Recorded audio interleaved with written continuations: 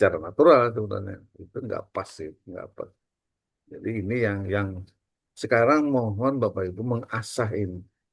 Saya sekali lagi minta bersabar mengasah ini. Pasti Bapak Ibu menemukan kecepatan pekerjaan. Ini saya terapkan kepada banyak teman-teman yang kebetulan saya membantu memimpinnya. Nah, untuk meluruskan banyak pikiran yang dibuat ruwet sendiri, Pak. Sudah sudah ruwet, dibuat ruwet sendiri. Nah, ini yang nah bagaimana kita menjernalkan, membuat simplikasi dari fenomena yang atau kejadian yang kita lihat. Nah, kalau kita bicara secara umum ya terlalu luas. Ada kejadian-kejadian yang memang suatu saat menjadi PC, Pak. Menjadi PC, sekali lagi yang di minggu lalu saya sampaikan, PC itu yang suatu saat menjadi ciri, menjadi karakter individu masing-masing. Nah, setiap yang dari Bapak Ibu yang 8 orang sekarang ada di sini, mungkin sama tema Pak, tapi ciri pasti beda Pak. Ada ciri-ciri yang bagian-bagian yang didalami, mendalam yang Bapak senang ya, Pak. Dan Bapak, bagi Bapak Ibu suatu saat kalau diajak bicara tentang itu, entah di kantor bukan pekerjaan itu, tapi Bapak Ibu senang. Nah, itu yang ingin kita sampaikan. Bahkan mulai anak-anak yang strata satu, ya, kemudian yang S2, Pak, apa namanya, walaupun cara kita menyampaikan juga berbeda karena sesuai dengan level masing-masing gitu. Nah, fokus pada bidang ilmu itu bukan bukan bagian yang mutlak, Pak. Kalau kemarin backgroundnya S1, S2 itu kadang-kadang juga belum sinkron, Pak. Kalau mau dikuatkan S2, artinya apakah waktu base S2 saya itu memang fondasi itu bisa dikembangkan menjadi teori yang memadai. Teori yang memadai itu karena kita harus berani, Pak, setiap Bapak nyusun tesis kemarin kan ada kesimpulan, Pak. Nah, kesimpulan-kesimpulan itu yang menjadi dasar teori yang mau dikembangkan. Bisa juga mungkin dari aspek metodologi bisa dikembangkan, Pak. Tapi kalau kalau berani mengembangkan teori yang kemarin kan sudah ada tesisnya, ada kesimpulan itu kan seperti itu. Satu, dua, tiga menjadi tesis kita. Nah, sekarang apakah dia menjadi bisa kita kritisi lagi menjadi antitesis gitu untuk disintesa ulang. Nah, itu maksud saya fokus ini memang sebaiknya fokus pada bidang ilmu sebaiknya. Maksudnya kalau yang Bapak Ibu yang kebetulan di aspek-aspek sosial nggak usah nyebrang ke bidang bidang bidang Pak, bidang matematik yang terlalu jauh.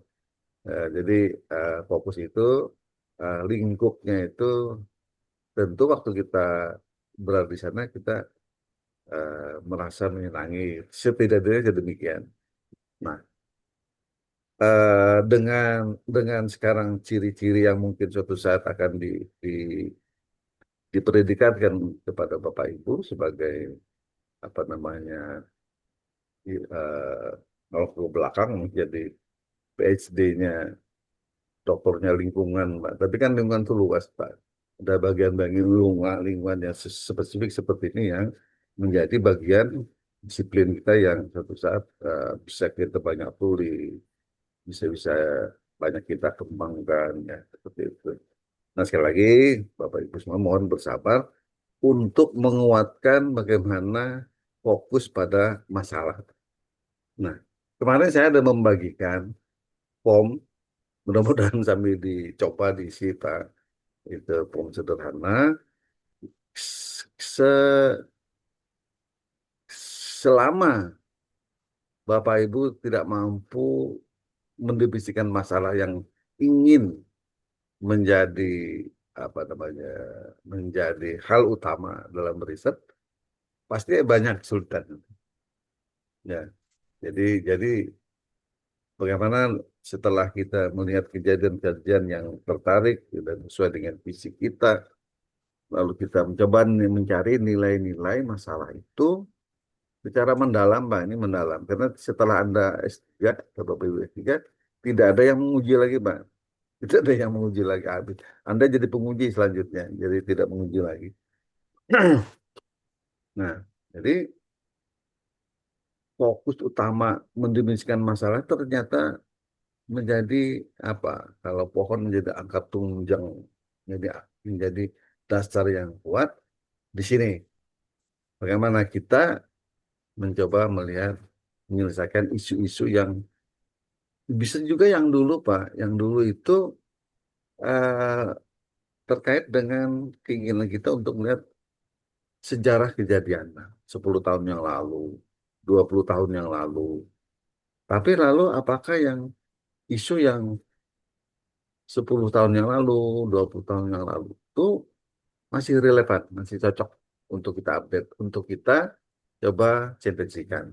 Misalnya tadi saya contohkan pada bidang ilmu di tesis Bapak Ibu sekalian, nggak usah jauh-jauh, di situ kan ada masalah-masalah yang ya sudah Anda tulis sebagai tesis. Nah, coba dikritisi apakah sudah lulus 5 tahun yang lalu, ya kan, 10 tahun yang lalu dan sebagainya. Coba diupdate, Pak, diupdate untuk mengkritisi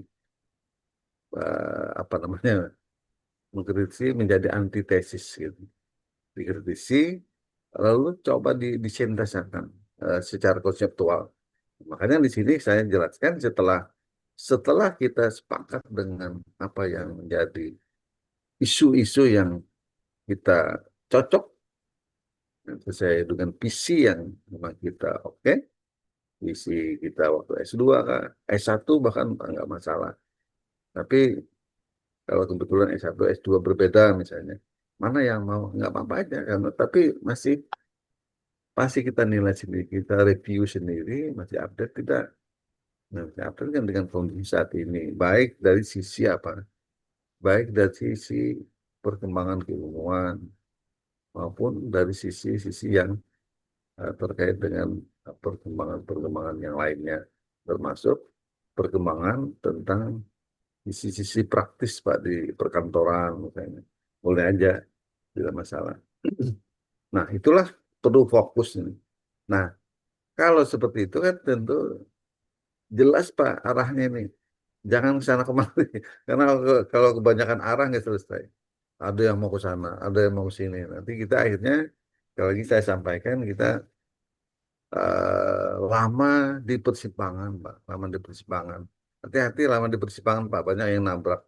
Karena sudah lampu hijau kita diam. Ya, nggak ke kiri, nggak ke kanan, nggak lurus gitu. Jadi sekali lagi fokus utama ini di masalah ini tolong literasinya dikuatkan, Pak. Literasi penguatan literasi ini kalau seperti Bapak Ibu semua yang dengan kebutuhan tinggi itu tidak lain adalah membangun grup sendiri aja di sini untuk diskusi karena mungkin ada banyak kesamaan dan lalu untuk sama-sama mengkondisikan semangat, Pak. Karena yang penting itu semangat. Ada banyak dari kita nanti kalau mata kuliah habis lalu hilang, Pak. Hilang. Nggak tahu kemana arahnya. Lama nggak muncul gitu. Nah, itu harapan kita dengan ada kelompok Bapak Ibu yang sudah ada itu bisa dikuatkan dengan banyak diskusi, Pak. Saling menguatkan, saling mengisi untuk sama-sama fokus kira-kira masalah. Masalah bisa yang sifatnya apa namanya berdekatan, ya. Bahkan sama masalahnya nggak apa-apa, tapi penyelesaiannya beda nanti. Sama masalahnya nggak apa-apa. Misalnya masalah tentang apa namanya eh, kerusakan hutan di Kalimantan Tengah. Seperti apa ya sama itu umum kerusakan hutan. Apa penyebab apa ada yang memang penyebab seperti ini, seperti itu. Nah, tinjauannya, cara melihatnya juga beda-beda. Persepsi yang pertama mungkin yang mengkaji secara biofisik, lalu ada teman-teman yang menguatkan dari persoalan-persoalan sosial. Bahkan ada yang menguatkan dari persoalan-persoalan hukum, Pak. Jadi banyak hal, jadi tinjauan-tinjauan hukum juga terdiri dari banyak angle lagi, banyak sudut pandang lagi dari hukum yang mana, hukum lingkungan kan, hukum yang mana, termasuk mungkin ada yang hukum pidana, nah, macam-macam. Nah saya kebetulan juga ada anak yang kebetulan karena masih menyelesaikan S2 di hukum, sering berdiskusi persoalan-persoalan lingkungan dan sebagainya. Nah, sekali lagi Bapak Ibu tolong kepastian. Kepastian ini tidak boleh ditunda. Lalu sekarang apa?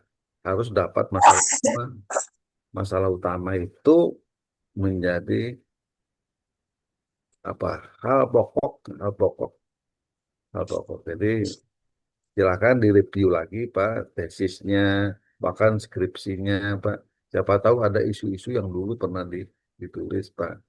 Kalau kita harus membaca ya laporan disertasi teman-teman yang sudah ada atau disertasi disertasi di mana aja, termasuk mungkin publikasi-publikasi yang kemarin saya sampaikan di level-level yang sudah apa, minimal kuartil 3 lah, Scopus. Nah, nanti kan Bapak Ibu kalau mau seminar proposal, nah, syaratnya kira sudah harus submit Pak di minimal Q4 itu. Kalau tidak salah seperti itu. Sudah harus submit. Nah, nanti kalau seminar hasil kan sudah harus terpublish minimal Q4 kalau tidak salah. Baik. Nah, kemudian bagaimana setelah persoalan-persoalan ini membangun kerangka konseptual. Nah, kan kemarin kita sampaikan bagaimana bernalar secara akademis ini tentu tidak mungkin sendirian, Pak. Makanya perlu fasilitas teman, fasilitas referensi buku, tulisan, dan sebagainya.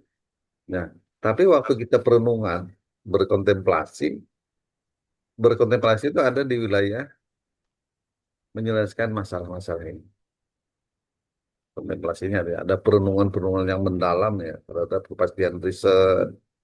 Kontemplasinya ada pada isu-isu yang harus kita update misalnya kontemplasi. Tapi waktu kita membangun kerangka konseptual, kerangka konseptual itu namanya pijakan konsep Pak, dasar konsep, pijakan konsep yang memang secara sistematis itu nanti mampu mengarahkan berbagai macam teori yang akan dikembangkan. Nah, di situ perlu penalaran-penalaran yang kuat. Sekali lagi saya sarankan untuk banyak bergabung, Pak.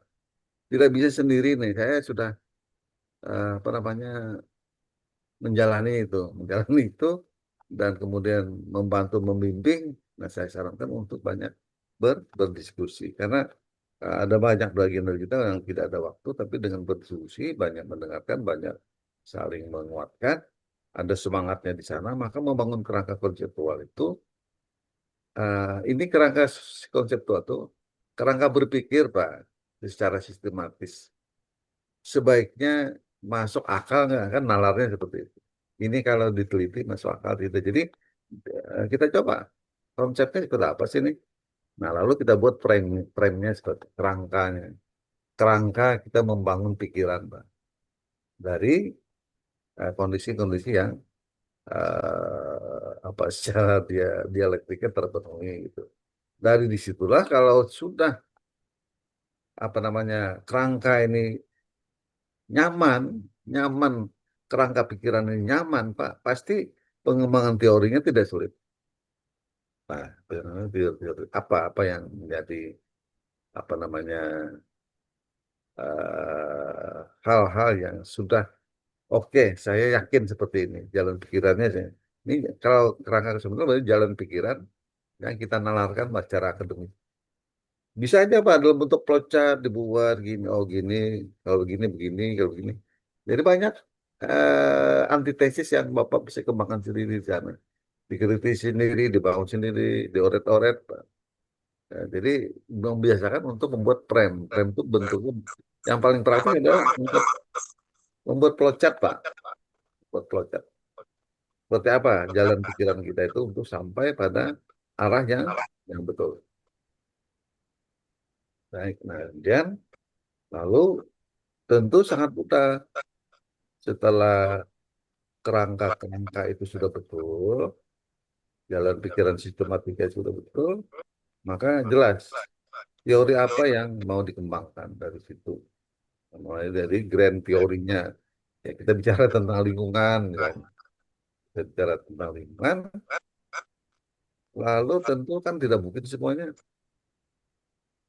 Bagian mana yang bisa multidisiplin? Karena kalau kita bicara lingkungan itu menyeluruh, ada banyak disiplin ilmu di sana yang bisa saling menguatkan, mengintegrasikan sifat-sifat teorinya. Lalu misalnya contoh seperti ini, penyelesaian tentang misalnya contoh konflik antara manusia dan orang hutan misalkan. Kan banyak kejadian seperti itu. Itu kita bicara kan kita bicara apa? Yang pertama mungkin kita bicarakan tentang teori-teori yang terkait dengan habitat orang hutan. Lalu apakah daya dukung, daya tampung orang hutan itu sudah cukup memadai di situ. Kenapa konflik itu muncul? Kita bisa lakukan banyak kajian-kajian yang mendalam. Nah, terkait dengan teori lingkungannya, apa teori lingkungan tentang fauna. Nah, jadi teorinya tentu tentang fauna, fauna di mana nih? Bisa di lahan basah apa? Bisa di lahan kering dan lain sebagainya. Jadi grand teori itu menjelaskan kepada kita, kita sudah punya scope yang kita anggap ini sudah kerangka besarnya gitu. Kerangka besarnya bagaimana menyesuaikan persoalan daya dukung, daya tampung, habitat orang hutan. Nah, itu kan grand teorinya seperti itu. Lalu muncul teori pendukungnya tentang floranya kah, tentang rantai makanannya kah, tentang biodiversity dan lain sebagainya yang biodiversity flora di situ dan lain sebagainya termasuk tentang konsep sosial masyarakat bahkan termasuk stakeholder yang menyebabkan banyaknya kehilangan habitat gitu. Jadi saya tidak perlu menyebutkan. Nah, itu yang lintas teori yang harus kita kembangkan. Bisa jadi grand teori itu menampung beberapa teori-teori yang kita isukan setelah kita membangun konsepnya tadi. Pak, grand teori. Oke, grand teorinya ini berarti harus di sini dulu. Ini yang menjadi dasar persoalan. Dasar persoalan kenapa orang hutan keluar dari habitat berarti daya tampung, daya dukung sudah tidak cocok, tidak memadai. Tidak mungkin kalau cukup di sana, tidak pernah dia akan keluar dari habitat kondisi-kondisi yang cukup baik untuk hidup atau menjadi bagian pengembangan perkembangan daripada fauna selain orang hutan dan banyak lagi yang lainnya. Nah, itu contoh bagaimana kita membangun grand theory dari suatu permasalahan. Permasalahan. Apakah masih update Pak misalnya? Ya, silakan dilihat. Ya update terkait dengan itu ya pasti update Pak. Karena itu realita-realita yang kita dapati nggak cocok aja gitu. Tidak cocok. Pak. Tidak pernah terjadi konflik antara manusia dengan hewan. Tapi kan di Sumatera banyak Pak dengan gajah itu kan. Gajah juga ke kebun masyarakat. Kenapa? Ya daya tampung, daya dukung, daya tampung. Nah itu yang kita pelajari dengan baik. Grand teorinya berarti di situ. Nah ada juga yang apakah mempelajari gajahnya saja misalnya, ya silakan, tidak apa-apa untuk menguatkan. Tapi yang satunya tidak, temannya yang lain mempelajari tentang habitat dan sebagainya. Yang satunya khusus mempelajari gajahnya. Yang satunya mempelajari tentang kondisi masyarakat, keadaan masyarakatnya di sekitar yang terjadi konflik. Itu enggak.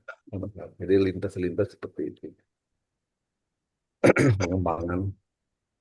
Bapak Ibu boleh saja menyela saya sebelum saya lanjutkan, yang boleh aja, tidak masalah. Kalau apa kurang pas, kita bisa disela aja nggak Pak? Nah, kalau grand theory ini sudah kita kuasai dengan baik, Pak, artinya ruang lingkup teori yang mau kita kembangkan sudah oke, Pak.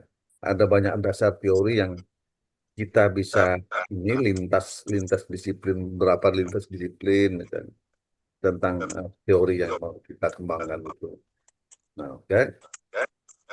kita akan mampu nanti mulai masuk ke identifikasi dan rumusan masalah. Tidak mungkin Bapak dari gap fenomena langsung masuk identifikasi dan rumusan masalah, Pak. Nah, bisa. Jadi harus banyak membaca teori-teori yang mendasarinya.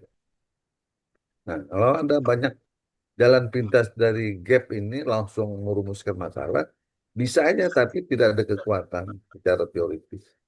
Bahkan kalau dikembalikan, itu tidak bisa dijawab dengan baik. Karena konsepnya tidak matang, Pak. Konsep tidak matang. Sehingga setiap mau ujian kualifikasi, jadi nggak pede aja lama sekali baru ujian kualifikasi.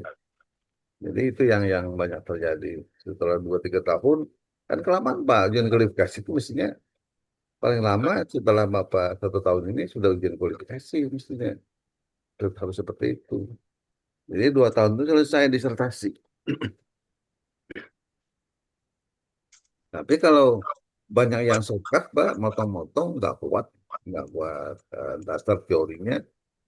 Kita punya grand teorinya nggak ada, ya apa yang mau dikuatkan? Tentu sekali lagi saya katakan, Pak, untuk sampai mampu mengidentifikasi apalagi merumuskan masalah, maka teori ini mulai kerangka konseptual dan teori itu menjadi hal yang penting. Sekali lagi, pendalaman tentang masalah seperti ini. Sampai suatu saat kita yakin bahwa itu predikat keilmuan kita.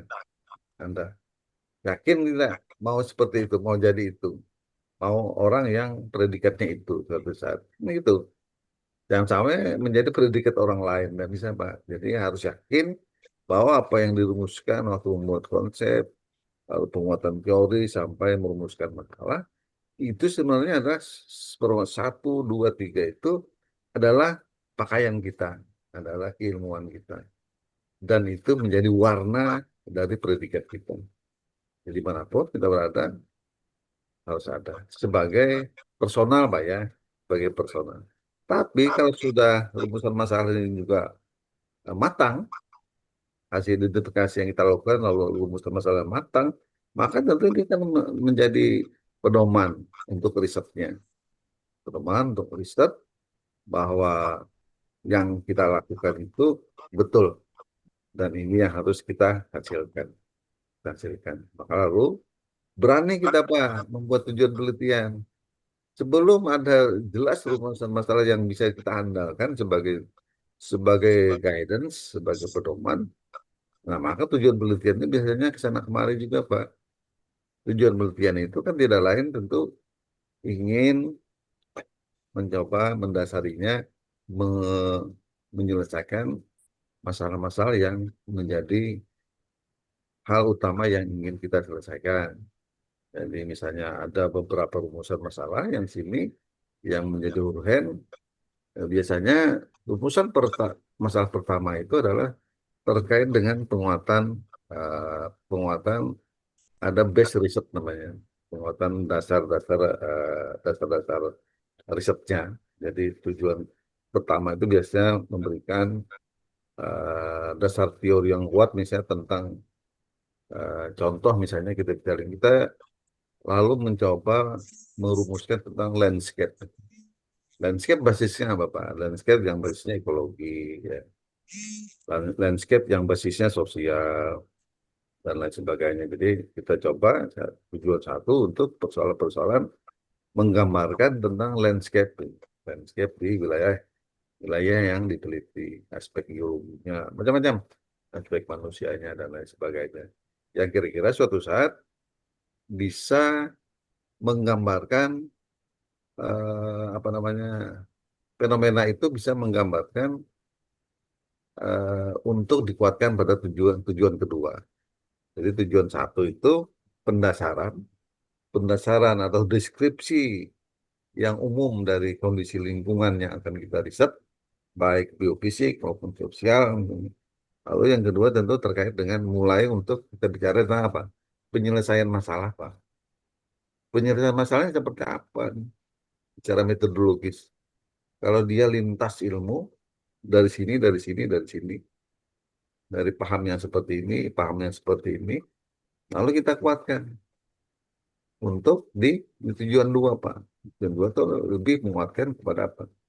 Kepada eh, penguatan cara, penguatan metodologi penyelesaian masalah. Lalu yang ketiga biasanya kita bicara apa? Kita bicara novelty, Pak.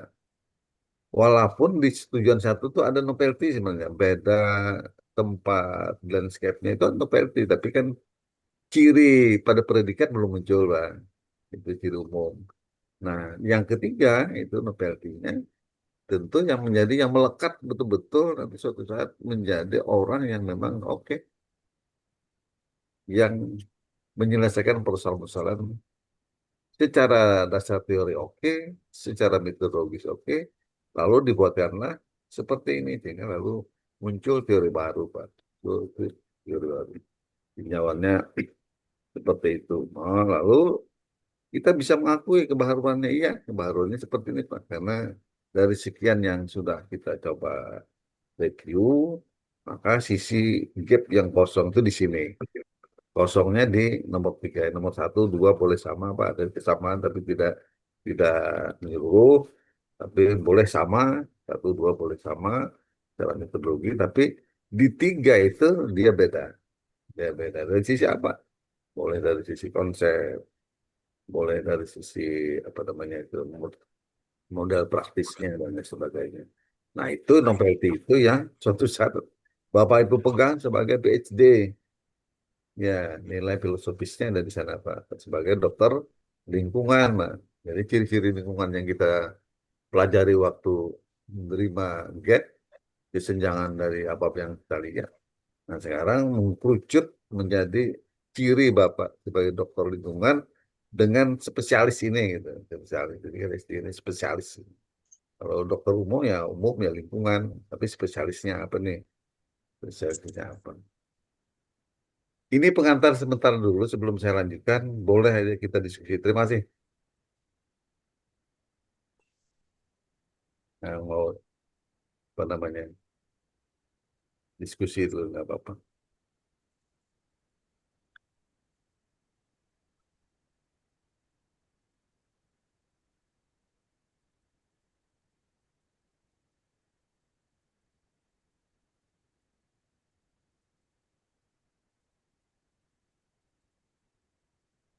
Ayo Bapak Ibu silakan apa namanya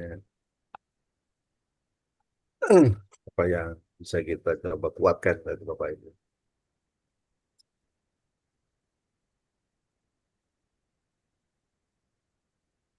Biasanya Bu Riris ini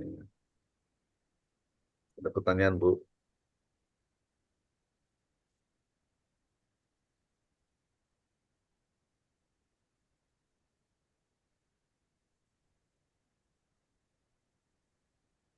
Pak Taufik, Halo, biasanya Pak halo. Taufik atau Izin Mas Pak. atau Mas Bambang. Pak. Ya, mau izin Pak, atau Pak topik dulu. Oh silakan silakan siapa yang belum boleh. Ya, silakan. Pak Taufik silakan Pak Taufik. Ya Pak. Oh, Oh enggak Ya. suaranya. Ya.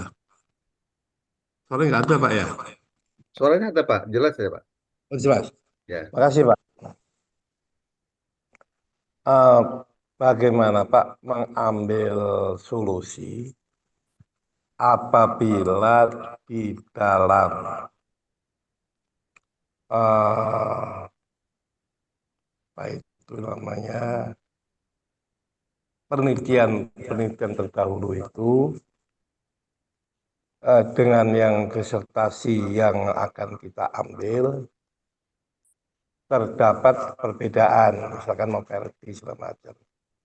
Tetapi novelty-nya itu apabila kita ambil, misalkan Pak, bagaimana efektivitas dan sinkronisasi implementasi teologi penegakan hukum lingkungan, agresi, perdata, dan pidana terkasus konstruksi kawasan di Kalimantan. Nah, dari sisi tiga trilogi penegakan hukum ini, ditemukan fakta di lapangan, ternyata tiga trilogi penegakan hukum tidak terdapat, Pak. Tidak ada fakta di lapangan. Yang ada justru penegakan hukum adalah dengan penyitaan. Nah, dari sisi implementasi teknologi penegakan hukum ini, bagaimana cara kita mengambil solusi agar itu ditemukan sebagai novelty, bahwasanya penegakan hukum dalam kawasan hutan itu hanya pada penyitaan kawasan hutan, sebagaimana terjadi saat ini di Kalimantan Pak, yang dilakukan oleh penertiban kawasan hutan oleh PKH Pak, yang kan Perpres 5/2025. Terima kasih Pak. Baik, terima kasih Pak Taufik. Ya, suara beliau ini terputus-putus, ada yang saya bisa tangkap, ada yang tidak bisa saya tangkap. Bisa secara garis besar, apa namanya, apa yang ditanyakan beliau ini terkait dengan tidak ada fakta yang bisa dibuktikan ya Pak, sewaktu di lapangan kalau kita seperti itu. Padahal anunya mungkin waktu ada apa namanya itu sifat-sifat penyelidikan, penyidikan mungkin sudah dilakukan, tapi tidak terdapat bukti apa seperti itu Pak Topik. Saya belum terlalu clear tadi karena suara beliau terputus. Izin Pak, Ya, dalam penelitian dahulu itu, disertasi yang saya sampaikan ini akan terdapat suatu tujuan, itu rumusan masalah bagaimana efektivitas dan simulasi implementasi teknologi penegakan hukum lingkungan, yaitu administrasi, pidana, dan pidana terhadap perubahan fungsi kawasan hutan di Kalimantan Tengah. Fakta di lapangan yang ada sekarang, 3 implementasi teknologi penegakan hukum itu tidak dilakukan, Pak. Tidak ada tindakan administrasi, tidak ada tindakan perdata, tidak ada tindakan pidana. Namun yang ada adalah tindakan penyitaan kawasannya, Pak. Itu penyitaan kebun, Pak. Makasih, Pak. ya, ya, ya. Baik, ya, bisa saya tangkap Pak Topik. Eh, kalau kalau case-nya seperti ini memang apa namanya keadaan-keadaan yang complicated, rumit Pak ya, rumit karena variabelnya banyak Pak. Tapi pandangan-pandangan legalitas yang pertama kalau saya ingin sampaikan dulu terkait dengan aturan-aturan yang terkait dengan legalitas legalitas kawasan Pak. Di situ sudah saya kira di peraturan, di undang-undang, di peraturan pemerintah, bahkan di peraturan kementerian itu sudah lengkap terkait dengan legalitas suatu kawasan hutan.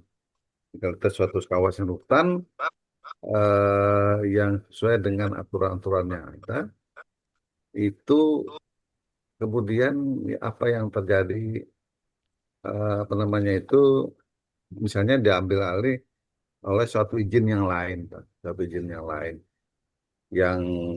yang dulu pernah berlaku, tapi sekarang nampaknya sudah tidak berlaku lagi. Kalau keadaan-keadaan seperti itu yang banyak terjadi di tempat-tempat kita di Kalteng, di Kalimantan lah, banyak bahkan banyak tumbang tindih kawasan.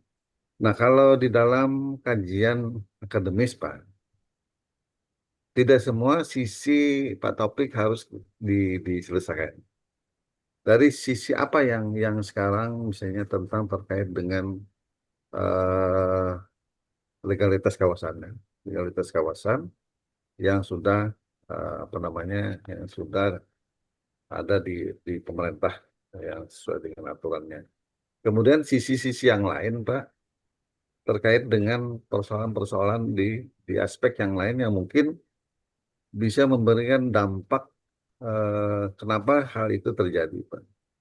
Kalau semuanya Pak Taufik mau lihat nanti nggak selesai, Pak.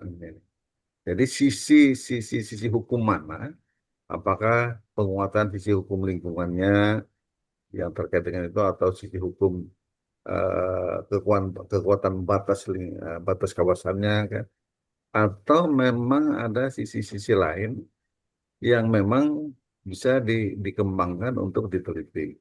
Jadi penelitian itu karena sifatnya akademis dia terhindar dari apa nuansa penelitian yang berbasis berbasis kebijakan dan politik Pak. Dia akan netral untuk menjawab kebenaran-kebenaran ilmiah.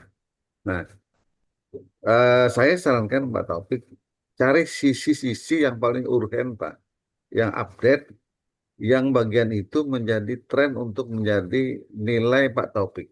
Jadi predikat untuk kalau seperti ini saya bisa selesaikan.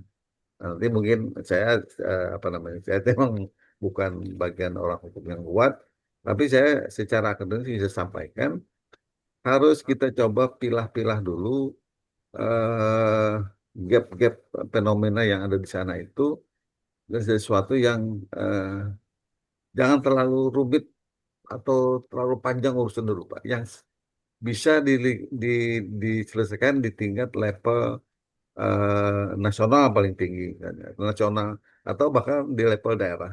Kalau kebetulan Bapak di level penegak hukum di provinsi misalnya itu di level mana yang kira-kira daerah itu dengan kewenangan daerah seperti itu kita bisa memberikan kondisi pikiran akademisnya seperti ini dengan penelitian-penelitian seperti ini. Apa namanya konflik-konflik yang pernah terjadi seperti itu sejarah seperti itu maka lalu ada penyitaan dan lain sebagainya terhadap wilayah-wilayah itu kebun. Nah itu memang perlu sejarah kelolanya, sejarah kelolanya. Kemudian kita meneliti pemberian izin yang terus apa ya pemberian izin apa sejarah pemberian izin bahkan dulu pertimbangan teknisnya siapa dan sebagainya. Mungkin ada bagian-bagian Pak yang menjadi krusial Pak, tapi saran saya itu supaya titik-titik krusialnya itu di mana Pak? Mencari titik-titik krusial yang paling prinsip yang menjadi esensi untuk kita angkat Pak. Karena semua apa namanya lintas ilmunya itu muncul dari persoalan-persoalan hukum dan sosial yang luar biasa ada di sana. Maka termasuk persoalan ekonomi Pak, persoalan persoalan ekonomi daerah termasuk seperti itu. Apa namanya mungkin lebih lebih lebih detail saya tidak bisa memberikan terlalu banyak Pak. Tapi sekali lagi sebagai akademisi Pak Taufik, sekarang posisinya sebagai akademisi, maka pandangan bebas akademisnya itu adalah melihat sisi yang paling krusial dari persoalan tersebut untuk diidentifikasi Pak. Identifikasi dengan kuat, kemudian lalu dirumuskan beberapa poin yang menjadi nilai krusial dari persoalan tersebut. Demikian Pak Taufik, terima kasih. Oke, makasih banyak Pak. Oke.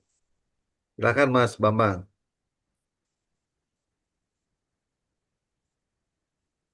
Ya, mohon izin, Bro. Halo. Silakan Mas Bambang. Ya, mohon izin, Bro. Terdengar suara saya, Bro. Halo. Ya, kedengaran. Bisa. Ya, ya, mohon izin, Bro. Silakan. Terkait dengan disertasi, sebenarnya jujur, Bro, saya sudah menyusun proposal disertasi, Bro. Ya, Dan ya. sudah saya kembalikan ke Ibu Dr. Masliani. Cuma, apa ya istilahnya, bolehkah saya kirim ke Prof untuk anu, Pak, dapat masukan, Prof? Silakan. Itu Bebas saja, sebenarnya Bambang. Bebas sudah saja, Pak. Di sudah koridor saya manapun boleh PDF-kan aja. sebenarnya, yang saya ragukan itu, apakah bolehkah kita itu meneliti tentang implementasi kebijakan, Prof? Artinya sebuah kebijakan itu ada, tetapi di dalam pelaksanaannya itu di tingkat lapangan itu belum belum apa ya, belum jalan gitu. Nah, ini kan apakah kita boleh level S3 itu meneliti bagaimana sih supaya kebijakan itu jalan di lapangan gitu. Artinya itu kan ya masih apa ya? Itu kan produk-produk menghayal gitu, Pak. Artinya Gak apa-apa. itu loh maksudnya apa ya? Itu kan produk menghayal maksudnya apa ya? Apakah boleh seperti itu gitu? Kemudian apakah disertasi itu identik dengan beberapa penelitian digabung jadi satu gitu, Prof? Artinya kalau dari kemarin penjelasan profesor kan apa ini kalau S1 itu hanya neliti ini, kalau S2 itu hanya neliti ini. Nah, apakah S3 itu identik dengan harus beberapa penelitian digabung jadi satu atau seperti apa gitu? Apakah ciri-cirinya harus seperti itu, Prof gitu? Karena kalau misalnya kita hanya neliti faktor yang berpengaruh aja kan, nah itu mungkin S1 gitu. Kemarin kan penjelasan seperti itu, Prof. Makasih, Prof. Mohon penjelasan, Prof. Masih Pak Bambang. Yang pertama mungkin kita coba pikir terkait dengan keinginan untuk mengkritisi ya Pak kebijakan, mengkritik kita katakan seperti itulah kebijakan yang selama ini mungkin tidak terimplementasi dengan baik. Mungkin ya, apakah aturan itu sudah Belum belum jalan, Prof. belum Kebijakannya jalan, belum jalan. belum jalan. Ya, Nah, ya. saya kira di wilayah akademis itu boleh tidak ada larangan apapun. Background apapun dari Pak Bambang itu nggak masalah. Di sini kalau kita bicara tentang suatu saat tentang kita di strata doktoral ini, disinilah mungkin sekali lagi saya sampaikan kalau suatu saat Pak Bambang ingin memang itu menjadi predikat, memang visi yang memang senang melekat pada suatu saat di pekerjaan Pak, di pekerjaannya. Maka itu bagian yang sangat penting dan silakan dikembangkan. Makanya ada tesis yang sudah ada terkait dengan secara grand desainnya bahwa kebijakan ini nggak jalan. Itu kan intinya. Permasalahan kita bahwa gapnya itu kebijakan ini tidak jalan. Tidak jalan tuh kemudian lah kita memulai ya kalau memang kebijakan kita visi kita ke depan kita bicara tentang ilmu tentang kebijakan seperti ini tentu kita mulai menguatkan. Tidak ada yang salah, Pak Bambang. Silakan, saya kira sangat apa, saya sangat mendukung kebijakan itu bagian yang paling penting karena kalau kebijakan salah, di bawah salah gitu. Jangan apalagi nggak jalan sama sekali gitu implementasinya. Jadi di tingkat kebijakan tentu banyak berkaitan dengan filsafat, dasar-dasar pikiran, filosofis, Pak. Filosofis terkait dengan apakah nilai-nilai faktanya ini atau secara empiris seperti itu, lalu bagaimana aspek-aspek aksiologi, lalu secara metodologis kita menunjukkan dari epistemologinya. Nah, sekali lagi kebijakan itu juga kan ilmu Pak, ilmu rumpun ilmu yang mungkin lebih kepada aspek sosial. Pada aspek sosial eh, kita boleh menjadinya dia grand teorinya ada di sana, silakan dicari beberapa grand teori yang mendasari kebijakan. Bang. Kan itu ilmu kebijakan ini banyak, saya kira. Grand teori yang mendasarinya apa? Yang mau kita kembangkan. Kalau kita ingin mengkritisi, ada tesis dari kebijakan-kebijakan yang tidak jalan seperti itu, kemudian kita coba kritisi untuk kita sintesa ulang. Untuk kita susun ulang, kita review lagi. Nah, review ini tentu melibatkan beberapa disiplin ilmu, disiplin ilmu yang menguatkan. Apakah terkait dengan apa, mungkin dilihat grand teorinya apa, yang menguatkan kan. Suatu grand teorinya tidak tidak ada apa itu kan tidak bisa kita uraikan. Sebenarnya rumusan-rumusan yang akan kita kuatkan, yang akan kita review. Nah, jadi sekali lagi yang tadi saya sampaikan saya share di dalam flowchart, maka sewaktu kita sudah mendapatkan isu-isu yang seperti itu ya bahwa faktanya ini nggak jalan kebijakan itu, kalau sekarang kita mau menelitinya, mau mereviewnya, kan kita menyusun ulang, Pak, menyusun ulang dengan ada banyak adaptasi yang mungkin apakah dia masih cocok untuk dikembangkan. Pertanyaannya, apakah dia cocok untuk dikembangkan ke depan dalam rangka kegiatan apa dan sebagainya. Maka itu kan harus disusun dulu plan konsepnya dengan sekali lagi saya sampaikan dasar teorinya yang kuat terkait dengan aspek nggak jalan kebijakan itu karena apapun bidang kebijakan itu tapi dasar hukumnya, dasar filsafatnya dan kemudian dasar sejarahnya juga ada kenapa dia begitu.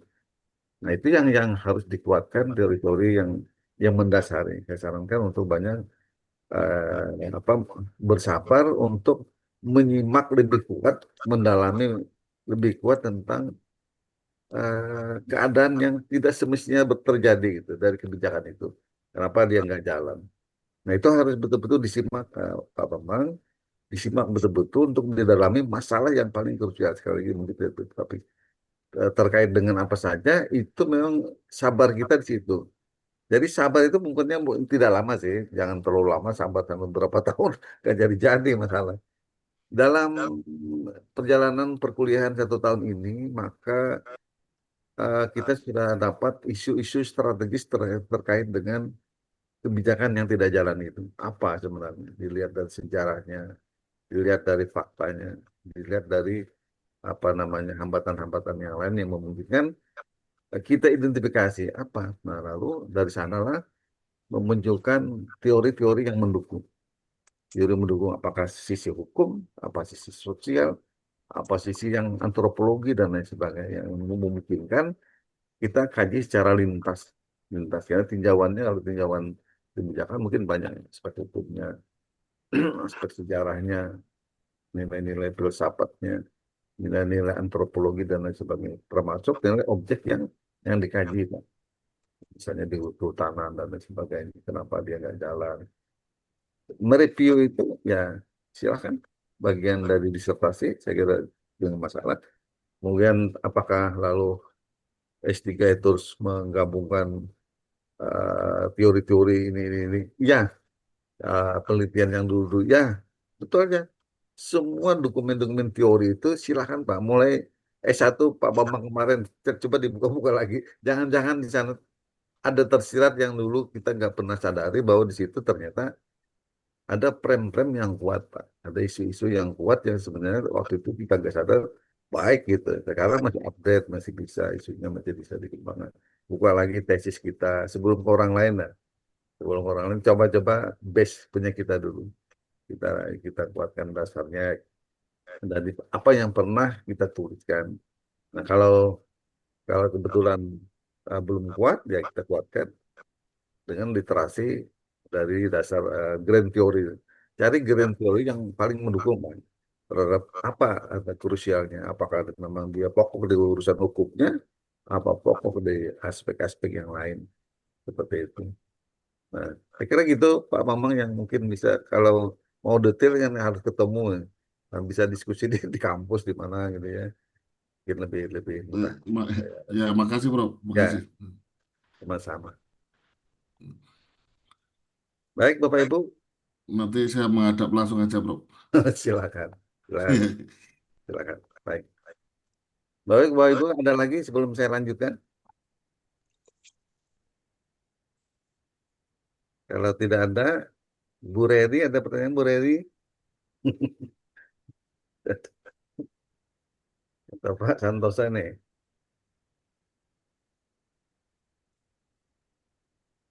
Mohon izin, Pak.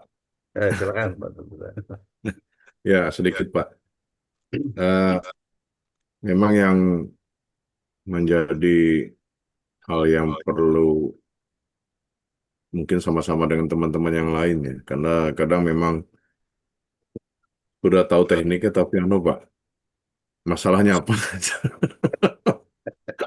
Itu klasik itu sudah, Pak. Ya, ya. Jadi kami kan sering juga diskusi, Pak, jadi apa topik teman-teman itu ya. Jadi ketika sudah ketemu di rumusan masalahnya apa, itu masalahnya ke sana kemari, Pak. Jadi untuk memfokuskan itu juga eh, apa namanya, kadang juga kita agak rumit, Pak. Nah, lalu untuk kadang sudah ketemu masalahnya, misalkan ada kita pilih satu masalah, untuk membangun teorinya itu seringkali kesulitan, Pak. Contoh saya pribadi juga, saya akan mencoba untuk melihat resiliensi seperti itu, Pak, daya lenting kawasan. Masalahnya ketemu, Pak. Jadi ada paradoks, harusnya kawasan konservasi itu kan kawasan yang istimewa, unik, sehingga dia butuh dilindungi. Tapi faktanya justru yang unik itu sudah rusak gitu, Pak. Tapi kawasannya tetap. Gitu. Jadi ada paradoks yang saya dapatkan juga di situ. Nah, yang kesulitannya, eh, kadang untuk teori-teorinya itu kan luas sekali Pak ya, banyak sekali itu Pak. Buat Terutama yang di hutan rawa gambut konteksnya, karena saya kan ngambil di lokasi di Tahura, Kota Palangkaraya Pak, di Marang. barang. Di tepi sungai, karakteristiknya memang rawa gambut. Nah, jadi saya enggak temukan memang banyak, tetapi memang ada di tempat lain itu Pak. Konsepnya juga ada macam-macam. Karena saya melihat ada, kalau hutan rawa gambut itu kan musuhnya kan selalu api Pak ya, dalam 10 tahun terakhir. Tapi faktanya sesudah jadi api, sebenarnya nggak terbakar lagi Pak. Musuhnya orang sekarang. Jadi jadi kebun sawit, jadi macam-macam itu Pak. Jadi nggak ini. Jadi ada pergeseran teori yang menurut saya juga menarik Pak, biji fenomenanya. Gangguan itu awalnya dimulai dari api, kemudian ada aktivitas orang untuk berbasis ekonomi di situ, kemudian ya itu menjadi tantangan sendiri gitu Pak. Dan itu sudah orangnya jelas tidak mungkin mau kebunnya terbakar gitu. Nah, jadi ada pergeseran konsep di situ Pak. Sedangkan di situ faktanya adalah kawasan konservasi. Nah, itu yang eh, kesulitan saya tuh membangun kerangka berpikir dan konsep-konsepnya, Pak. Kalau suksesi kan dia sifatnya alami. Tapi ini kan suksesinya bukan kembali alami, Pak. Tapi sudah berubah Ya. bentuknya menjadi bentuk penggunaan yang lain atau pemanfaatan yang lain yang membuat sensitivitas kawasannya itu juga menjadi tinggi sekali, Pak, untuk terganggu seperti itu. Nah, saya mau coba membangun model seperti itu, cuma eh, konsepnya terbatas, Pak. Dan saya juga mungkin masih perlu banyak baca ya. Mungkin kira-kira masukan apa Pak yang perlu saya lakukan ke depan Pak? Terima kasih Pak. Baik, terima kasih Pak Santosa. Ada yang mungkin sebagai ilustrasi yang terakhir kemarin kita memimpin S3 yang di Lambung Mangkurat itu kan membuat model konservasi Pak di wilayah hutan terfragmentasi, khususnya di pasca tambang batubara.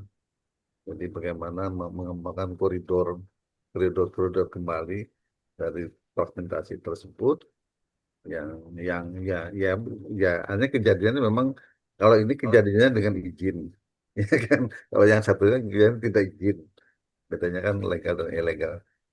Ada izin di dalam kawasan seperti itu. Tapi kan faktanya kejadian seperti itu, merubah hutan seperti ini dan kalau suatu saat dia kebetulan, ya ini kebetulan di hutan hutan produksi, tapi kan keinginannya bagaimana membuat model konservasinya. Mungkin Pak Santosa juga saya kira ke depan itu kan keinginan untuk membuat model konservasi, Pak. Membuat model konservasi harus kita batasi tidak pada sisi hukum dulu, Pak. Tidak pada sisi tidak pada sisi hukum karena kalau itu agak kesulitan secara akademis kita. Karena apa? Pandangannya pandangan bebas akademis, Pak. Pandangan yang pertama kalau kita bicara penguatan model konservasi yang apapun bentuk lahan itu, maka dia berstatus hukum sampai sekarang kawasan konservasi status hukumnya. Nah, tapi kan kita sekarang harus membuka secara akademis bahwa keadaannya, faktanya, bahkan fakta seperti itu, Pak. Dari fenomena yang ada, faktanya seperti itu, yang semestinya tidak, gapnya kan situ, sinyalnya harusnya tidak seperti itu, tapi terjadi seperti itu kan, Pak. Nah, lalu sisi sisi yang harus kita, kalau suatu saat memang kita ingin model itu kan memang melihat fakta memang tidak tidak cocok kejadiannya Pak. Harusnya begini kok begitu gitu. Ya dari keadaan yang kita lihat fakta seperti ini mestinya dia dia tidak seperti itu karena ini secara hukum kawasan konservatif Pak. Tapi kan faktanya ada Pak. Nah gap itulah yang Pak Santosa dengan gap seperti itu ada pendekatan teori. Teori mana yang kita coba bangun dulu sementara mengesampingkan teori hukum, teori kawasan. Karena kalau fungsi kawasan ini kan agak agak sulit kan karena dia sudah berstatus, tapi fakta fakta eh, fakta apa namanya landscape-nya tidak seperti itu, Pak. Nah, pendekatannya tuh harus pendekatan pendekatan pendekatan akademis Pak. Dasar teorinya yang menguatkan perubahan-perubahan itu apa namanya harus kita identifikasi penguatan-penguatan yang menyebabkan apakah dia mengalami penurunan atau peningkatan misalnya, dalam satu kawasan. Makanya kalau kita melihat membangun model, maka harus melihat model yang dulu, Pak. Model kejadian yang dulu. Kejadian seperti apa? Mungkin kalau kita bicara spasial, ya spasial yang masa lalu, Pak. Spasial yang masa lalu itu, apakah dia ideal sebagai bagian konservasi, Pak? Yang harus kita anut, gitu, yang kita anut. Lalu kejadian kejadian yang kita saat ini gapnya kesenjangannya adalah bahwa ini kan sudah tidak seperti itu lagi. Harusnya harusnya dia harus kembali Pak. Sama kasus yang tadi keinginan membuat model konservasi hutan yang sudah diizinkan untuk ditambang, direklamasi bisa dibuat simulasi agar menjadi seperti hutan kembali. Tapi kan apa namanya memerlukan usaha yang luar biasa. Tapi setidaknya ada stepnya, Pak. Nah, stepnya Pak Santosa tidak mungkin complicated, Pak. Di tahapan S3 ya, tahapan mana yang kira-kira bisa disimulasi, dimodelkan setelah melihat fakta landscape, Pak. Fakta landscape yang saat ini terjadi. Dengan berkaca kepada landscape 10 atau 20 tahun yang dulu pada kondisi area itu misalnya. Lalu tentu saja model-model seperti ini akan memberikan langkah-langkah konservasi, Pak. Yang diinginkan itu adalah langkah-langkah konservasinya, Pak Santoso, ke depannya. Jadi bukan fakta yang ini ya, yang kita lihat cuma seperti itu. Karena ya keadaannya memang dengan segala macam tekanan, sumber daya hutan kita itu banyak tekanannya dari waktu ke waktu dan cepat berubah karena memang istilahnya itu legalitas kawasan yang seperti disampaikan Pak Taufik itu juga sulit, Pak. Sulit. Nah, pendekatan sederhana adalah mencoba mengidentifikasi yang paling krusial, Pak. Apakah ini perlu model untuk membuat kerangka pengembangan wilayah konservasi dari keadaan fakta seperti ini. Nah, itu yang harus dilihat dari banyak teori ya, dari banyak teori pengembangan pengembangan ekologi, pengembangan ekosistem, seperti apakah interaksi kita menilai interaksi yang maksimal, interdependensi, terus energi yang ada di sana, alirannya kemudian termasuk apa namanya itu adaptasi dan lain sebagainya. Nah, sisi-sisi teori yang mau dilihat paling utama adalah sisi-sisi tentang dinamika ekosistem, Pak. Dinamika ekosistem yang mungkin menjadi pilar untuk memaknai sebuah model-model yang mau dikembangkan. Jadi dasar teori yang mendasari yang paling dasar, yang paling induk maksud saya adalah dinamika ekosistem. Jadi dari dinamika ekosistem itu kita bisa belajar ternyata seperti ini. Maka tentu untuk kalau sekarang dia menurun, lalu menaiknya seperti apa? Simulasinya seperti apa yang harus dibangun. Maka penguatan teorinya harus pada ekosistem lahan basah dengan segala dinamikanya, Pak. Terutama dinamika biofisik, Pak. Terkait dengan sosialnya, saya kira mungkin dibatasi dulu, karena kalau mau melintaskan di sana ya silakan membuat apa merger terhadap sosial di sisi mana, tapi nanti dia bersinggungan dan banyak aspek. Jadi kalau ada teman-teman kebetulan satu visi di sebelahnya yang sosial bisa merger itu Pak. Tapi mungkin bahasa menurut saya sarankan supaya tidak terlalu luas. Dia di biofisik aja, biofisik Pak yang terkait dengan dinamika ekosistem selama ini terjadi seperti ini, penurunan seperti ini. Maka kalau kita modelkan suatu saat untuk dinaikkan menjadi idealnya, menjadi semestinya, ya kan gapnya gitu Pak. Menjadi semestinya sebenarnya modelnya apa nih? Lalu dasar teori dibangun dari situ dinamika itu ekosistem lahan basah Pak. Mungkin itu Pak Santosa, kira-kira yang bisa diskusi selanjutnya atau apa? Ya Pak. Sedikit lagi Pak, mungkin Silakan Pak. karena kan ada, kalau nggak salah itu apa ya, seingat saya itu waktu di kuliahnya Pak, siapa kemarin ya, Pak Prof. Bambang atau Buyo itu jadi harus, karena ini program ilmu lingkungan gitu Pak, jadi penekanannya juga itu harusnya bicara dalam bagaimana kaitannya dengan permasalahan lingkungan Pak. Itu yang mungkin juga Ya, ya. eh, ada substansial yang harus dimasukkan gitu Pak. Nah itu juga mungkin sebenarnya jadi pertanyaan teman-teman juga itu Pak, mengkaitkan antara eh, yang diarahkan dari program ilmu lingkungan itu dengan disertasi yang akan dibangun dengan teman-teman ini Pak. Lalu kalau contoh, kalau punya saya itu ada pikiran kemarin ya seperti yang tadi Pak, memang lebih banyak kan saya lebih fokus ke mungkin 70-80% itu ke biofisiknya Pak.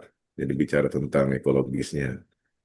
Ada pikiran saya itu sedikit mencampurkan antara sosioekologis itu menjadi melihat perilaku pembukaan lahan itu atau perilaku masyarakat itu terkait perubahan gitu Pak. Karena kan harapannya kan kalau dia dalam kawasan konservasi itu ada pemulihan yang harus dilakukan seperti itu Pak. Entah itu alami ataupun yang sudah ada itu dipertahankan untuk menghindarkan konflik misalkan seperti itu Pak. Atau bentuknya nanti kan ujung-ujungnya nanti ada sedikit bicara tentang strategi atau arah model pengelolaannya ke depan. Karena menariknya kan Tahura ini dia di tengah kota Pak, seperti itu. Jadi tekanan sosialnya tinggi sekali. Jadi kenapa saya pikir juga itu ini. Cuma bagaimana membatasinya itu yang agak agak saya agak kesulitan itu Pak. Mungkin ada arahan masukan Pak. Karena ya tadi Pak, kalau terlalu biofisik sekali kan sosialnya jadi hilang Pak. Padahal yang menjadi permasalahan utama itu kan karena tekanan sosialnya, karena dia berada di tengah kota. Itu yang menariknya di Tahura Marang itu Pak. Mohon masukannya. Terima kasih Pak. Masih Pak Santosa. Ya, kebanyakan dari kita memang kesulitan membuat batasan, Pak. Termasuk saya dulu, kita Santosa juga lihat pengalaman kita diskusi di sana. Begitu sulitnya diajak ke pembimbing, ke promotor, eh, masih luas, nggak akan selesai. Gitu. Nah, karena itu memang mimpi kita tuh mau menyelesaikan semua, Pak. Mau menyelesaikan mimpi kita itu jangan di dalam perenungan kita, di dalam perenungan kita tuh kita ingin sekali semua dimensi itu kita masukkan, semua dimensi kita masukkan. Nah, sekarang silakan Pak mengidentifikasi dimensi-dimensi yang memungkinkan untuk kita kaji dulu. Silakan dimensi biofisik seberapa bobotnya, kemudian dimensi terkait dengan sosial seberapa bobotnya, masuk aja Pak.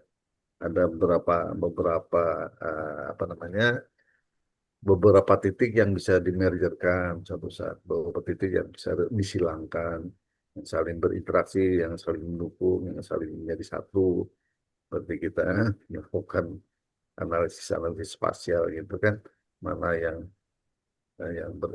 berpotongan, mana yang bergabung, mana yang merger sifatnya dan lain sebagainya. Maka maka silakan Pak Santosa dengan isu seperti tadi itu. Kan isunya itu sebenarnya adalah ketidaksesuaian antara fungsinya itu dengan faktanya kan Pak, dengan keadaan Ya benar Pak. ya kan. Kan dimensinya banyak. Silakan diidentifikasi dimensi biofisik apa, kemudian dimensi sosial apa. Lalu kan dari sekian banyak dimensi itu mana dimensi yang paling substansi, Pak? Yang paling substansi, yang paling punya kuat kaitan, punya kaitan yang paling besar bisa mempengaruhi. Jadi kita nggak mungkin semua dimensi kita akan bahkan menjadi parameter, bahkan suatu saat jadi variabel yang bertambah banyak. Tapi diidentifikasi dulu Pak. Tapi tetapkan ya bahwa grand teorinya itu adalah teori konservasi Pak. Grand teori konservasi dan dinamika ekosistem Pak. Itu green teorinya. Tapi lalu sekarang dimensi-dimensi di situ itu yang mana ya? Dimensi yang mana yang dikuatkan? Dari sekian banyak dimensi, silakan Pak. Di perenungan yang banyak itu kemudian dialektikanya harus dibatasi, Pak. Penalaran akademisnya kita batasi ini. Oh ya, boleh. Nanti kita uji, Pak. Tesis, antitesisnya sampai sintesanya seperti apa nih diuji. Kalau ini dengan ini. Silakan Pak, simulasinya kan seperti itu.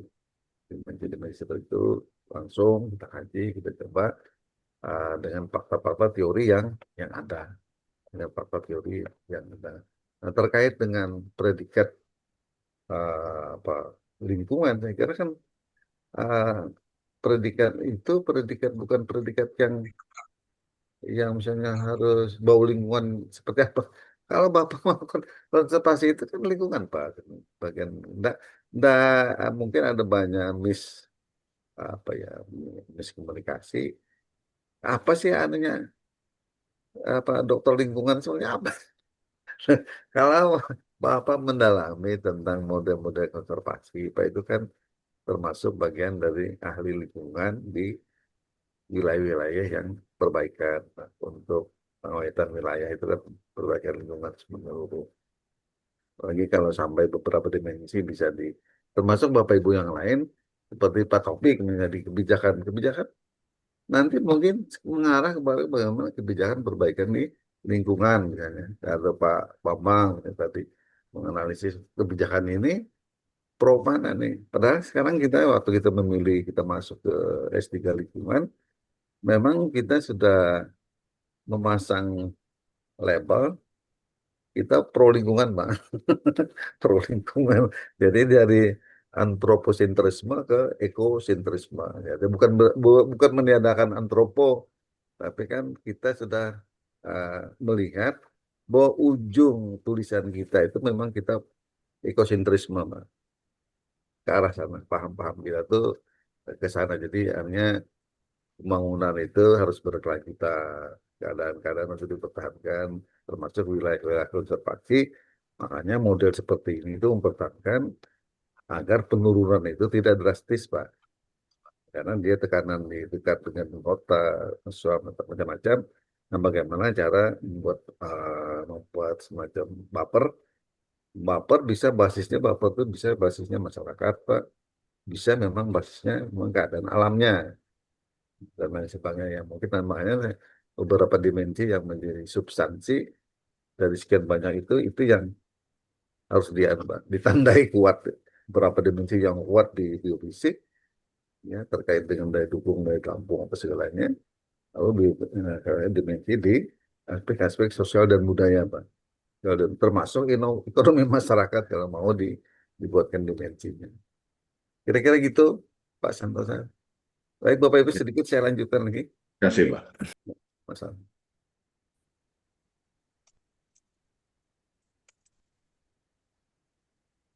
Hilang.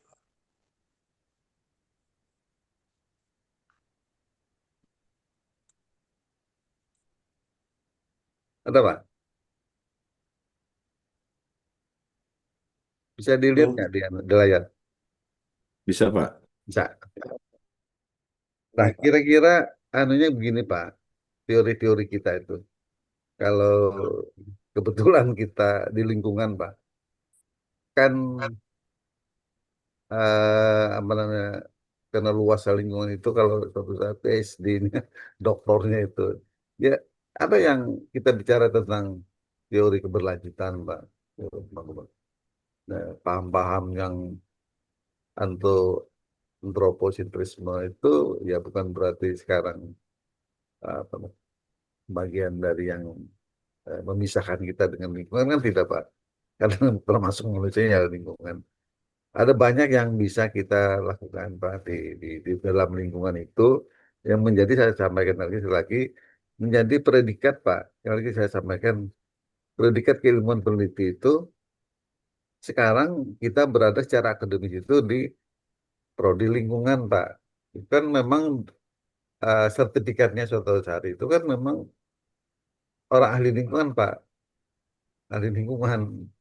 Jadi tapi kalau kita bicara tentang ruang lingkup menyeluruh, ya silakan. Ada yang mau mendalami tentang ekologi, tentang sosial, bahkan kombinasi lah sosial dan ekologi dari Pak Santosa. Itu kan bagian dari sebuah teori lingkungan yang kita yang kita kuatkan gitu. Jadi tidak tidak harus lingkungan menyeluruh enggak, karena lingkungan itu ABC ya. ABC. Cuma pahamnya macam-macam. Pahamnya banyak-macam. Silakan yang mau spesifik ekokomunisme misalnya, silakan. Nggak apa-apa aja, lebih dikuatkan lagi. Atau pada aspek sosial yang dikuatkan. Nggak apa-apa, tapi kan dia dampaknya itu adalah pada aspek-aspek di lingkungan. Karena pastilah Bapak Ibu yang masuk ke sini itu nanti membuat teori dalam disertasi itu pasti pro lingkungan kan, pasti menguatkan apakah dari aspek produksinya. Kalau kita coba bandingkan Pak antara nilai ekonomi produksi misalnya dengan nilai perlindungan dan ekologi, lalu nilai sosial budaya masyarakat. Nah, teman-teman yang kebetulan menguatkan seperti Pak Santosa menguatkan pada aspek-aspek ekologi, ekologi dan sosial, maka nilai ekologi dan sosial itu kan tinggi dalam proporsi kajiannya, Pak.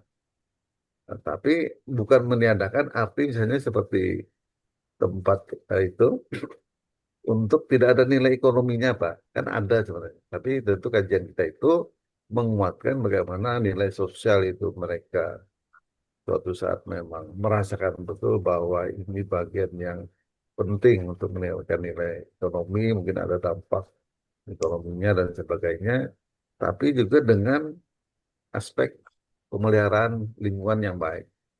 Maka teori sistem seperti ini ya baik aja, Pak. Sementara mungkin Pak Santosa tidak akan menguatkan mempelajari aspek berapa pendapatan, kan nggak ke situ Pak sementara.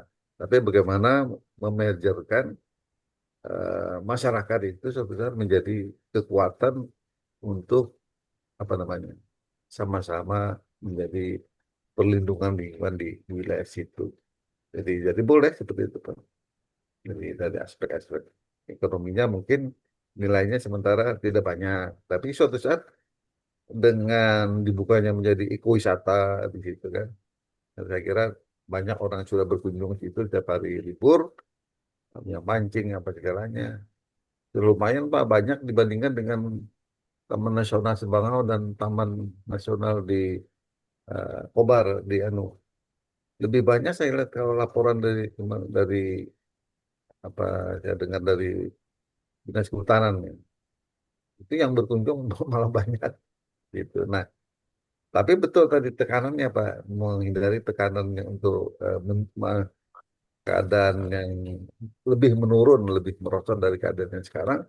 Nah, perlu model Pak, perlu model. Apakah kombinasi model hanya biofisik atau perlu pendekatan sosial yang kuat. Jadi dua proporsi yang seperti ini.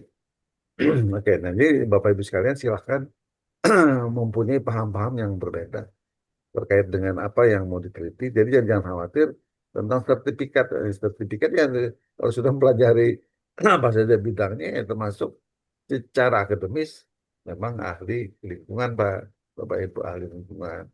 Tapi bukan berarti lalu tulisannya itu novelty-nya lingkungan menyeluruh. Nah, bagian lingkungan yang kita sepakati, ya, konservasi silakan.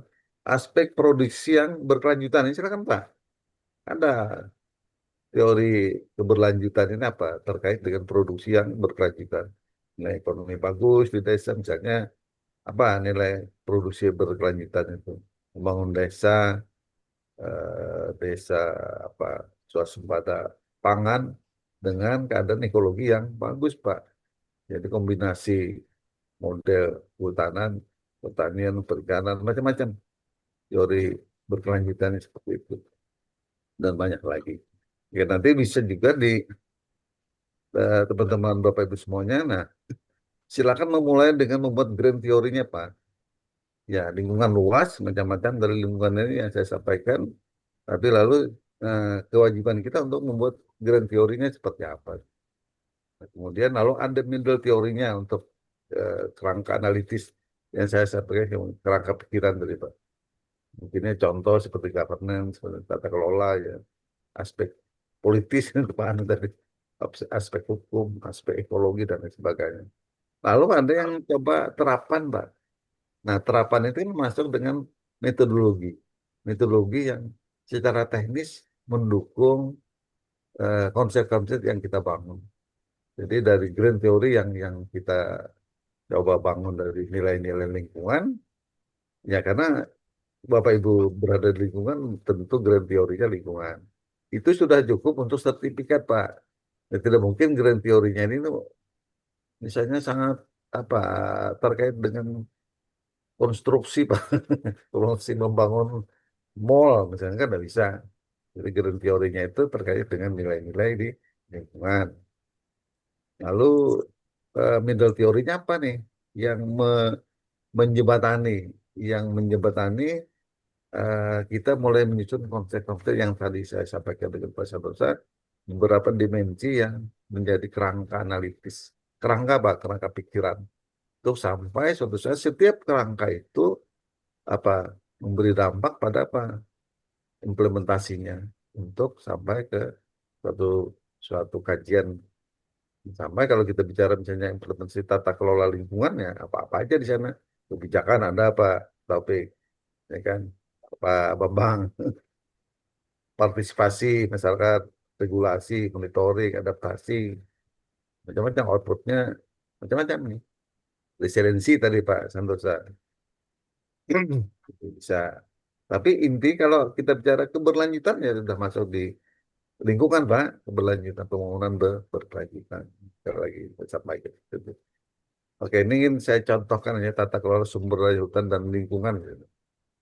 Grand teorinya itu ekosentrisme, keberlanjutan ekosistem menjadi basis moral tata kelola hutan dan lingkungan misalnya. Nah, grand teorinya, silakan cari banyak buku-buku teorinya. Model teorinya terkait dengan sosial ekologi, Pak, sistem sosial ekologi, menjelaskan interaksi masyarakat, ekosistem hutan, resiliensi, aturan lokal. Nah, Pak sebetulnya cocok nih sini. Jadi silakan ya. Lalu teorinya apa? Penerapannya bisa base yaitu resource manajemennya, model praktis di lapangan, partisipasi, hak kelola, monitoring, adaptasi dan lain sebagainya. Contoh-contoh seperti yang mungkin mudah-mudahan bisa apa, menguatkan Bapak Ibu sekalian. Saya terbuka untuk diskusi Pak di mana saja uh, dan apa namanya itu bukan sebagai pembimbing ya nggak apa-apa, silakan saja mau diskusi apa saja boleh seperti itu. Nah, cuma kalau bisa dikelola Pak, tidak satu persatu karena kan satu persatu saya kesulitan bisa dikelola Mbak Indah apa, misalnya Pak Bambang tentang apa, siapa lagi tentang apa. Nah, itu Pak. Mudah-mudahan saya bisa membantu asal dibuatkan sistematika tulisannya untuk disampaikan. Jadi sampai minggu depan nanti kita bisa diskusikan. Ini contoh Pak ya, misalnya tata kelola tentang sumber daya hutan, termasuk wilayah konservasi tadi Pak Santoso. Bagaimana tata kelolanya? Apakah memodelkan tata kelolanya atau apa? Silakan. Nah, ini contoh aplikasi teori untuk tata kelola tadi. Ada banyak pengelolaan partisipatif, terus adaptasi sistem sosial dan ekologi, bisa kan? Lalu ada model pemberdayaan masyarakat lokal dalam tata kelola, misalnya. Lalu pengelolaan berbasis ekosistem, tidak hanya wilayah administrasi. Kemudian ada penilaian dampak lingkungan, kayak kajian lingkungan hidup strategis. Lalu penilaian dampak proyek secara operasionalnya. Silakan seperti AMDAL. Mungkin ada yang mau seperti AMDAL, nggak apa-apa. Nah, terkait yang skema insentif ekonomi seperti tadi tempat wisata, ekowisata dan sebagainya itu. Apakah sudah oke? Silakan dikaji dengan beberapa aspek ekonomi dan konservasi, Pak. Nah, tadi kalau pesan itu aspek sosial dan konservasinya, Pak. Sosial dan jadi setiap apa tujuan ketiga itu tentu itu nopelti. Jadi satu itu pendasaran teori kita, yang kedua adalah metodologis, yang ketiga adalah terkait dengan nopeltinya. Itu yang nanti dihasilkan. sebagai ciri dari tesis kita, ciri dari tesis kita.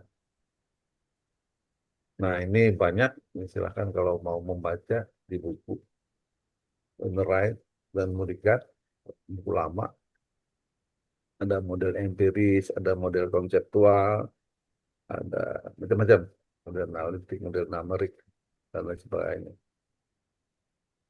Nah, mungkin Pak Santosa atau teman-teman banyak yang berbasis model spasial.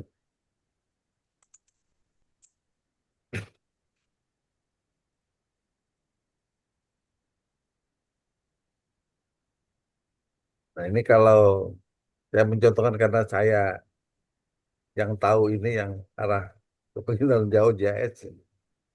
Ini yang sering secara empiris seperti ini, ya. Ada bisa sifatnya induktif. Jadi mengintegrasikan dari sekian banyak fakta. Kemudian ada yang bisa diuraikan dari contoh-contoh yang ada tentang erosi dan lain sebagainya. Nanti mungkin terlalu spesifik ke penginderaan jauh JS ya. Mungkin pas atau satu saya itu atau teman-teman yang lain yang kebetulan ada di wilayah ya, senang ke aspek-aspek spasial. Ya. Nah, yang terakhir yang ini yang mungkin sering kita lihat dinamika perubahan ekosistem, Pak. Ya, silakan nanti banyak disimak lagi tentang eh, apa teori-teori itu, teori yang menurun, teori yang menarik, yang menaik gitu. Nah, sekarang teori kita kan banyak menurun. Kalau boleh dikatakan dulu ada natural forest, ada subnatural forest, ada semi natural forest. Oh, kalau boleh dikatakan demikian. Ada yang nggak ada hutan lagi gitu. Seperti ini. Nah, ini kan fakta-fakta yang muncul ya, Pak. Jadi kalau kalau dari hutan sampai ke sini ya, aspek deforestasinya begitu kuat. Bagaimana cara kita mengatasi model apa, kajian apa yang bisa kita lakukan sehingga lalu persoalan-persoalan seperti lahan kritis, lahan kosong ini bisa cepat bisa suksesi secara alami seperti apa agar model suksesi itu bisa cepat meningkat. Pengaruh dari mana? Apakah perlu campur? Kalau campur tangan nggak suksesi alami lagi. Berarti kan sudah ada campur tangan maksudnya. Nah, ini sekali lagi misalnya ada nilai-nilai falsafah mungkin ada Pak Bambang dan teman lain yang ada di BPDAS. Nah, sekian banyak lahan kritis kita. Nah, mungkin yang menarik kita sampaikan keberhasilan mungkin belum maksimal keberhasilan penanaman kita di lahan kritis. Lalu ada apa kesenjangan apa kesenjangannya? Kalau kita telisik mungkin lebih dalam, kita yakin bahwa kita menyadari mungkin bahwa pemeliharaan kita terhadap anakan-anakan itu belum bisa dikatakan maksimal. Sehingga pada daerah-daerah yang boleh lahan kritis yang dengan segala kekurangan unsur haranya, kemudian ya kita letakkan tanaman-tanaman yang muda, yang semai-semai itu, tentu uh, bottleneck-nya itu ada di pemeliharaan, Pak. Kalau saya berkeyakinan pemerintah seperti dalam hal ini OPT, seperti BPD itu sudah sangat profesional untuk menghasilkan bibit, Pak. Dan pekerjaan menghasilkan bibit apa segalanya. Kemudian juga apa namanya itu mempersiapkan bagaimana penanaman dan lain sebagainya. Namun mungkin yang perlu ditingkatkan adalah kesenjangan dari pemeliharaan karena apa namanya rangkaian keberlanjutan tanaman itu tidak lain adalah pemeliharaan yang memadai. Nah, disitulah bottleneck yang selama ini mungkin menjadi kendala kita. Apakah seperti Pak Bambang di kebijakannya atau apa ya penerapannya yang memang ya, kita mungkin bisa mengilustrasikan begini Pak, Bapak Ibu kalau di lahan kritis sih sudah tahu dengan segala kekurangannya nggak ada apa-apanya ya, tanahnya nggak subur, curahnya hampir nggak ada, pH-nya kebetulan pH-nya rendah, nah, lapisan topsil hampir nggak ada, sudah daerah seperti itu. Nah, lalu kita mendatangkan bayi, Pak. Bayi yang belum tahu apa-apa, yang perlu perlindungan. Ya, kita anggaplah bayi. Bayi yang asalnya montok sehat, Pak. Nah, kalau kita letakkan di sana, Pak, dengan segala kekurangannya, tentu tanpa pemeliharaan dan perlindungan yang memadai, tidak mungkin, Pak, hasil kita dapatkan. Lalu di mana kesenjangannya? Ya, kesenjangannya di dalam satu rangkaian kegiatan penanaman itu adalah pemeliharaan. Siapa yang menjadi orang tua asuh di sana kalau kelihatan baik? Siapa orang tua asuhnya? Lalu kita menjawab, oke, orang tua asuh berarti harus berkombinasi dengan keadaan masyarakat. Nah, bagaimana masyarakat merasa sebuah segala sesuatu yang bahwa ya ini harus berhasil. Nah, bagaimana model yang harus dibuat di sana? Apakah cukup merubah kebijakan atau harus ada simulasi lain bahwa lahan kritis akan berhasil kalau modelnya seperti ini. Jadi apa kekuatan masyarakat yang harus diuji di sana terhadap, karena kalau menanam cara spikultur ya sudah begitu itu, menanam, persiapkan lahannya misalnya, kemudian bagaimana memeliharanya harus harus memelihara pertama, kedua, ketiga sampai lanjutan, Pak, sampai anak itu, bayi itu mandiri, Pak. Minimal kita lepas itu setelah tamat SMA misalnya, baru kita lepas.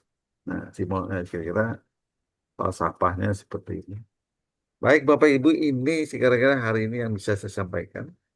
Sebelum saya akhiri, ya silakan kalau masih ada yang mau ditanyakan. Terima kasih.